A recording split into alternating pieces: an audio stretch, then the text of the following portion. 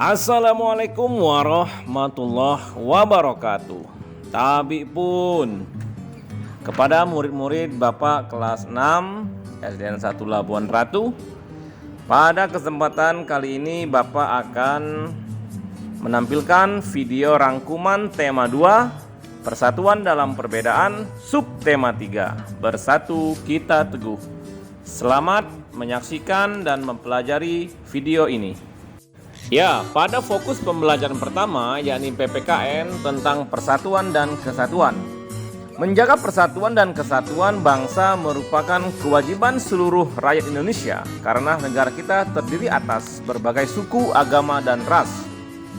Persatuan dan kesatuan merupakan hal yang sangat penting baik dalam rangka merebut, mempertahankan maupun mengisi kemerdekaan yang sudah kita raih. Ada semboyan yang berbunyi bersatu kita teguh, mengandung makna menyatunya berbagai unsur dan perbedaan yang ada menjadi suatu kesatuan yang utuh dan serasi sehingga muncul suatu kekuatan. Contoh sikap yang mencerminkan persatuan dan kesatuan dalam kehidupan sehari-hari seperti kerja bakti, membersihkan selokan, menolong orang lain yang sedang kesusahan, menggalang dana bagi korban bencana alam, ikut bergotong royong mendirikan rumah tetangga, atau melayat atau takziah apabila ada orang yang meninggal. Nah, ini adalah beberapa contoh sikap yang mencerminkan persatuan dan kesatuan. Ya, tentunya selain 5 contoh yang telah Bapak sebutkan, banyak sekali contoh-contoh sikap persatuan dan kesatuan. Ya, berikutnya adalah pelajaran bahasa Indonesia tentang kata baku. Apakah itu kata baku? Kata baku adalah kata yang cara pengucapan atau penulisannya sesuai dengan kaidah yang dibakukan. Digunakan dalam situasi yang resmi. Penulisan dan pengucapannya sesuai dengan pedoman ejaan yang disempurnakan atau EYD.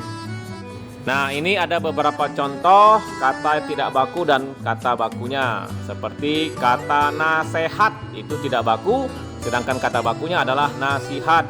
Lalu ada kata apotik, kata bakunya adalah apotek. Cuman, kata bakunya adalah cuma.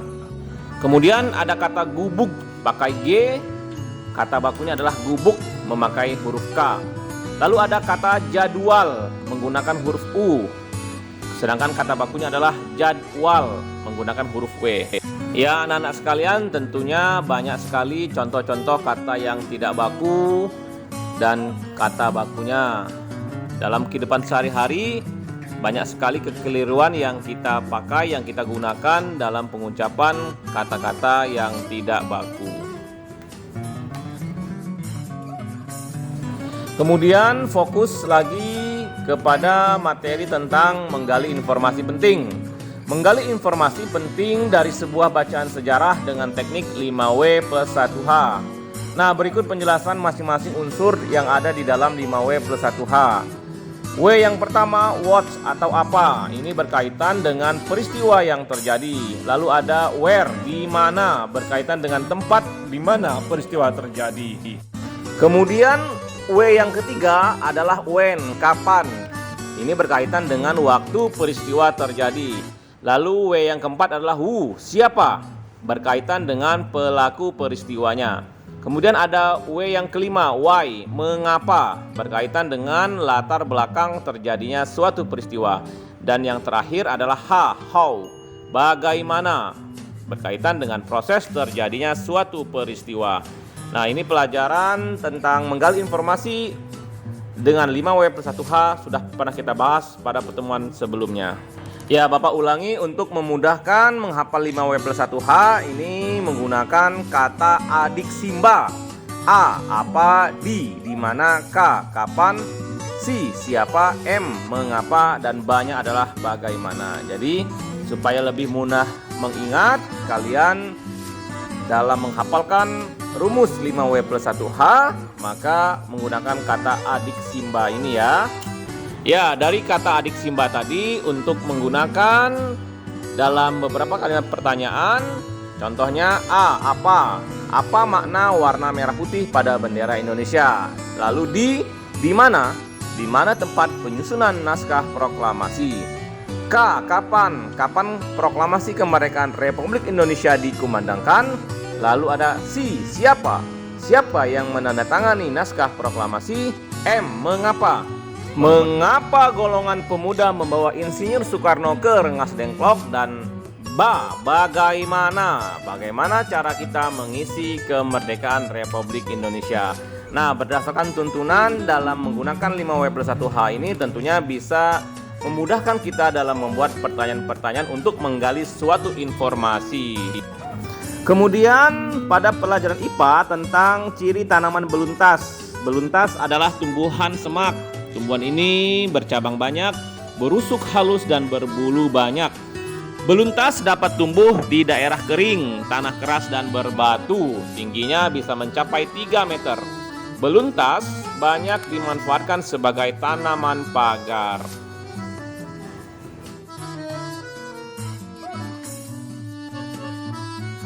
Kemudian makhluk hidup yang lain adalah hewan, yakni keong sawah. Ciri-cirinya adalah keong sawah atau biasa disebut tutut hidup di perairan dangkal yang berdasar lumpur.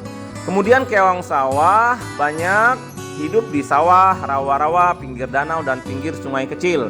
Keong sawah juga berguna untuk membersihkan lumut di kolam ikan.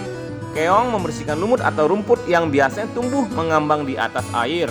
Kemudian ciri yang lain adalah keong sawah ini melindungi diri dengan masuk ke dalam cangkangnya. Jadi jika ada makhluk hidup yang akan mengganggu, maka dia segera masuk ke dalam cangkang atau pelindungnya. Kemudian pada pelajaran IPA kita juga membahas manfaat hewan dan tumbuhan. Manfaat hewan bagi manusia dan lingkungan adalah sebagai penghasil bahan pangan, yakni dimanfaatkan daging, telur dan susunya. Kemudian sebagai penghasil bahan sandang seperti domba yang dapat menghasilkan kain wol. Kemudian penghasil bahan kerajinan seperti kulit sapi untuk membuat rebana dan wayang kulit. Selain itu, hewan dapat juga menghasilkan pupuk organik dari kotorannya, seperti kotoran sapi dan kambing. Kemudian hewan juga dimanfaatkan tenaganya, seperti delman, yakni hewan kuda, pedati, hewan sapi dan sapi atau kerbau juga dimanfaatkan oleh manusia untuk membajak sawah. Nah, jadi ini adalah contoh-contoh pemanfaatan dari hewan. Nah, sekarang kita berlanjut kepada pemanfaatan tumbuhan bagi manusia.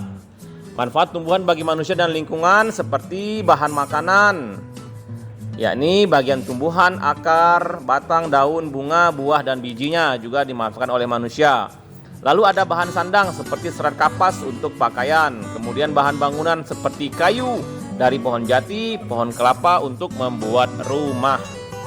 Kemudian tumbuh-tumbuhan juga dimanfaatkan sebagai obat seperti jahe, yakni untuk obat batuk herbal. Kemudian ada juga tumbuhan yang dimanfaatkan sebagai bahan baku industri seperti getah karet yang nantinya akan diolah menjadi ban, baik ban motor, ban mobil, atau ban yang lain. Nah, itulah contoh-contoh pemanfaatan hewan dan tumbuhan yang digunakan oleh manusia. Oleh karena itu kita memanfaatkannya secara bijaksana ya. Ya, sampai di sini jangan lupa untuk di-like, lalu subscribe dan nyalakan lonceng notifikasinya. Kemudian untuk fokus pelajaran IPS, yakni perjuangan setelah kemerdekaan, BM Diah dan naskah asli proklamasi. Jadi tokoh BM Diah adalah tokoh yang menyimpan naskah asli proklamasi, yang mana teks proklamasi awalnya ditulis oleh Insinyur Soekarno, kemudian diketik oleh Sayuti Melik agar terlihat rapi. Namun teks asli yang telah ditulis tersebut kemudian dibuang ke tempat sampah. Salah seorang pemuda yang ikut hadir pada persiapan proklamasi kemerdekaan adalah BM Diah. Beliau mengambil naskah asli dari tong sampah dan disimpannya. Ia menilai bahwa teks tersebut memiliki sejarah tinggi. Naskah asli yang disimpan oleh BM Diah itu selama 46 tahun 9 bulan 19 hari. Kemudian atas anjuran presiden saat itu, yaitu Presiden Soeharto atau Presiden Indonesia yang kedua, naskah tersebut disimpan oleh Arsip Nasional. Berlanjut ke sejarah Sangsaka Merah Putih atau bendera merah putih. Sangsaka Merah Putih merupakan sebutan bagi bendera nasional Indonesia. Warna merah putih memiliki makna. Merah berarti berani dan putih berarti suci. Merah melambangkan tubuh manusia, sedangkan putih melambangkan jiwa manusia. Keduanya tentu sangat penting dan saling melengkapi. Antara merah dan putih itu saling mengikat menjadi satu kesatuan. Bendera pusaka atau bendera merah putih yang pertama kali itu dibuat oleh Ibu Fatmawati, istri Presiden Soekarno pada tahun 1944. Bahan bendera tersebut dari katun Jepang dengan ukuran 276 cm kali 200 cm. Sejak tahun 46 sampai dengan tahun 68, bendera tersebut hanya dikibarkan pada setiap hari ulang tahun kemerdekaan Republik Indonesia setiap tahunnya. Nah, tentu karena usianya sudah sangat tua, Sangsaka Merah Putih terakhir dikibarkan pada tahun 69. Bendera Sangsaka Merah Putih akhirnya disimpan di Museum Nasional. Pemerintah Indonesia kemudian membuat bendera duplikat atau replikanya dengan ukuran 300 x 200 cm. Nah, bendera duplikat atau replikanya tersebut itu juga dipakai setiap hari ulang tahun Republik Indonesia. Perjuangan setelah kemerdekaan, upaya bangsa Indonesia meningkatkan kesejahteraan rakyat di awal masa kemerdekaan. Berdirinya Republik Indonesia tentunya pada saat pertama kali Indonesia berdiri, ekonomi Indonesia itu sangat buruk. Hal ini dikarenakan oleh berbagai hal, diantaranya adalah harga-harga barang yang mahal akibat inflasi dan adanya blokade ekonomi oleh Belanda melalui NICA, organisasi Belanda yaitu NICA. Kemudian pemerintah pada saat itu berupaya memecahkan masalah-masalah ekonomi yang mendesak. Di antaranya yang pertama, melakukan program pinjaman nasional yang dilaksanakan oleh Menteri Keuangan Insinyur Surahman. Kemudian yang kedua, konferensi ekonomi untuk memperoleh kesepakatan yang bulat dalam menanggulangi masalah-masalah ekonomi yang mendesak. Lalu yang ketiga, membentuk Badan Perancang Ekonomi atas inisiatif Menteri Kemakmuran pada saat itu yaitu Dr. A.K. Ghani. Dan yang keempat adalah rencana Kasimo, yaitu meningkatkan produksi bahan pangan seperti menanami lahan kosong dan melakukan transmigrasi. Fokus pembelajaran terakhir adalah SBDP tentang tari kreasi. Masih membahas tentang pola lantai tari, yakni tari indang. Pola lantai tari indang adalah horizontal atau lurus. Penari berbaris membentuk garis lurus ke samping. Tari indang ini berasal dari daerah Minangkabau, Sumatera Barat. Tari indang ini menyerupai atau hampir sama dengan tari saman yang sangat terkenal yang berasal dari Provinsi Aceh. Pola lantai yang kedua adalah pola lantai vertikal atau lurus. Tari klasik banyak menggunakan pola lantai vertikal. Penari membentuk garis vertikal, yaitu garis lurus dari depan ke belakang atau sebaliknya.